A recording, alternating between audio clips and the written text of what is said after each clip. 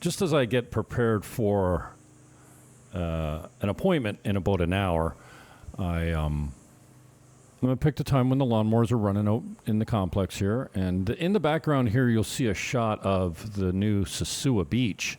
I say new because they've taken down a bunch of the casitas and they built this plaza that's supposed to be upgraded and more friendly for tourism. We'll see how that goes. But they did a grand opening in Los Cheramicos a couple of weeks ago, and it was a grand opening. I'm not sure why, because it's not open. It's not ready, but they had their ceremony anyways, so maybe it's just a promotional thing. But in the comments section of the YouTube, I noticed, and it turns out it's a friend of mine. What's up? I'm looking for the John Beatty. What's up, Johnny? Long time no see. And John was asking about particulars on cost of living down here, and I've done videos on this, but apparently I never published them. So, although the unlisted videos that I made had the description had the cost of living, the prices in the description, those properties never made it to my YouTube channel. So I've never really done a video talking about the cost of living down here. So let's do that now.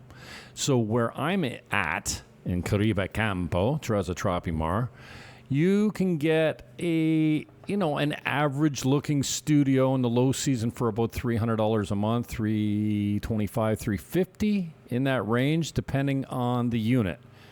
My cheapest studio is probably this year, long term, going to go for $600.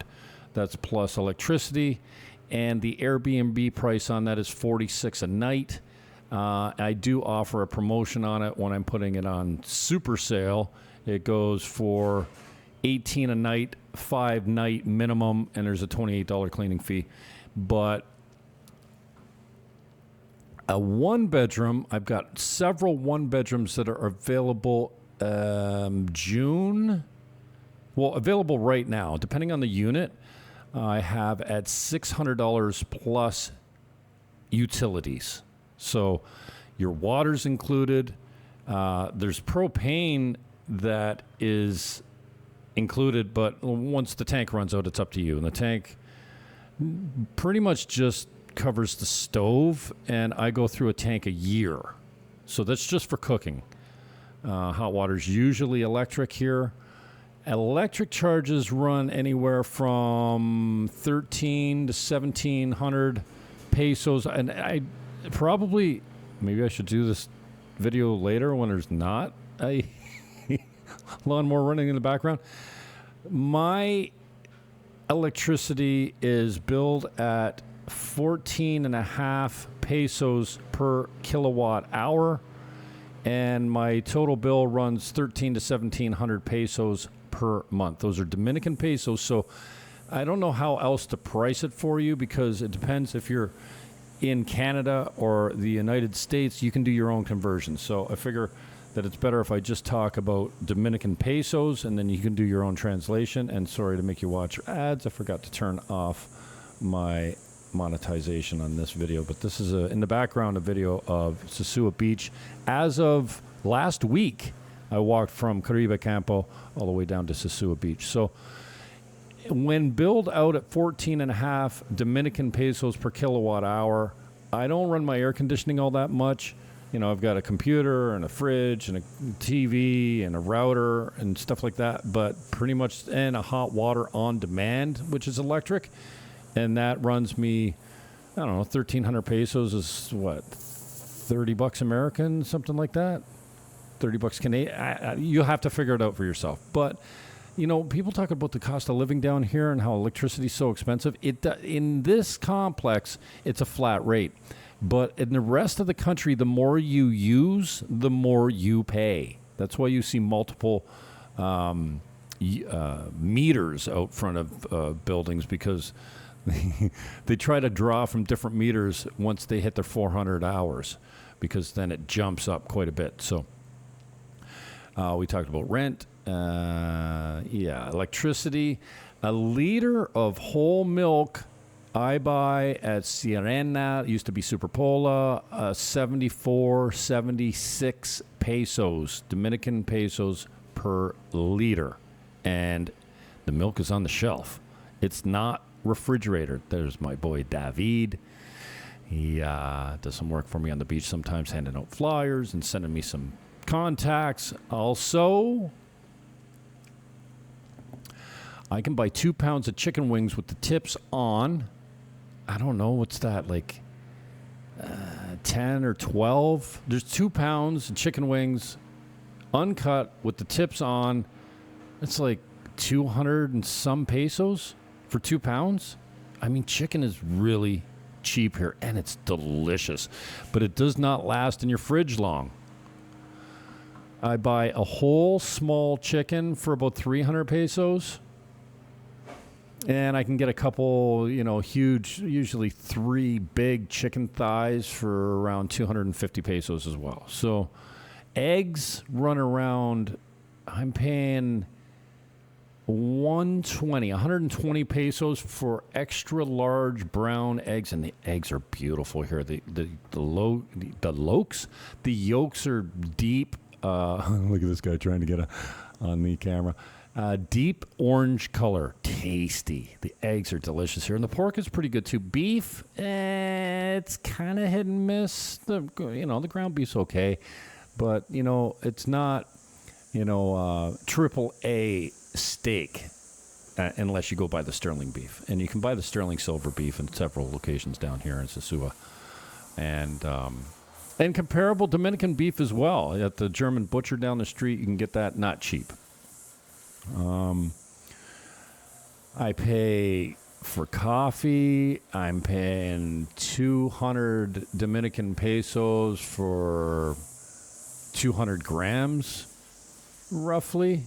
Santo Domingo coffee, or the one, I can't remember the one I get. It's got a kind of like a chocolate flavor in the background. I don't know if it's just me or if it's, I don't think it's flavored, but can't remember the brand of it. Loaf of bread is 130 Dominican pesos for a multi-grain loaf of bread. Let's see. Pineapples, 100 pesos. Oranges a little bit more expensive because they're imported. Limes are cheap. I don't know exactly. Internet, 2,200 pesos per month, and that's for 100 MBS. So unlimited data and 100 MBS speed. I'm paying 2,200 Dominican pesos. My cell phone, I get 100 minutes, which includes long distance to America and Canada. I never use those because I'm always on WhatsApp. And I think 20 gigs of data for 1,100 pesos. 1,100 Dominican pesos. So what's that? 20-ish dollars. What? Nice. How much is 1,100 Dominican pesos in Canadian dollars? So because I have, it's 25.88 Canadian for a cell phone plan with a local Dominican number, 100 minutes long distance to Canada and the U.S., and 20 gigs of data, which you never use because everywhere you go, they've got connection to the internet. So you're using Wi-Fi almost everywhere you go. Now, I'm starting to think this is a bad idea. I always seem to I just jump on here when we got, the lawn maintenance going on. Today is Tuesday. It is 10:13. I'm trying to bang out a little video here. I'm recording offline, but I'm also making you watch commercials on the regular of a broken walk down Sosua Beach. So maybe I just keep that at 10 minutes. I've discussed rent. Oh, buying. Let's talk about buying. You can buy in my complex. I got a junior 1-bedroom right now for $70,000. You can get a one bedroom for 65 meters. 65 meters, one bedroom, $162.50 a month. The cheapest one I've got right now is $95,000. I've got another one at $109,000. I've got a two bedroom, two bath, 100 meters, 130 meters, two bedroom, two bath, $300 a month. HOA. That one's $129,000. Great deal. Really nice big rooms. You've seen these all before. So we've talked about rent, and that's purchasing in my complex here. And then also Casa Linda starts at $199,000. You can buy a townhouse at $199,800. They're brand new, and their entry level villa starts at $228,000, and that is running at $328,000 per month HOA. So they're talking about, how expensive it is down here. There's no significant real estate taxes. HOA is usually the only thing you got to worry about, unless you're at, I think it's 150,000 American dollars assessment value. So if it's just like back home, your assessment value is usually much less than what your property value, your real market value is. Your market value assessment. There's Christian, my boy in the background. Nice guy. Go down and see my boy at 109 and Manny at 108. If you want to get some food on the beach, some food and drinks on the beach. There's no taxes if you're over 65 years old. Even if you're an expat or a foreigner and you own property down here, if you're over 65, there are no real estate taxes, and there are no significant taxes.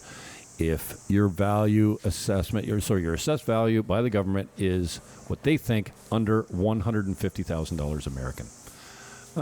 You can buy a decent car for, I don't know, 7, 8, 9, 10,000. And I say decent, used with, a bunch of miles on it. Cars are expensive here because the import fees are pretty steep. Gas is subsidized. We're paying, 290 Dominican pesos per American gallon. I think that translates to about $5 a gallon, but I've been here almost 5 years in October, and the gas is subsidized. So the price, I've only seen one price hike since I've been here in 5 years. So they do have a subsidy on it. The prices are stable. Your lawyer fees are 1% if you're closing on a property. Land transfer tax is 3%. So, I think total you're looking at 4% with the lawyer. It's 3 for land transfer, 1 for the lawyer. So closing fees are pretty reasonable here. So I talked about cell phone, gasoline, cars, rent, purchase, internet. What else is there? Butter's expensive. I'm a big butter guy. I hate that I have to make you watch commercials. I should have turned my commercials off on here. Butter, I'm paying 300 Dominican pesos for 200 grams. So that's not even a half pound. And 300 pesos is like $7 American, $6 American, something like that. How much is 320 Dominican pesos in USD? I'll do this one to convert it to USD. So, that's 320 Dominican pesos is $5.45 American. Let's see. A liter of heavy cream that I use for my coffee that I'm waiting on right now. I pay 200 Dominican pesos for a liter of heavy cream. I pay 149 pesos for 2 liters. What is standard milk carton? I guess that's two. They stopped cutting the grass. Oh, good for me.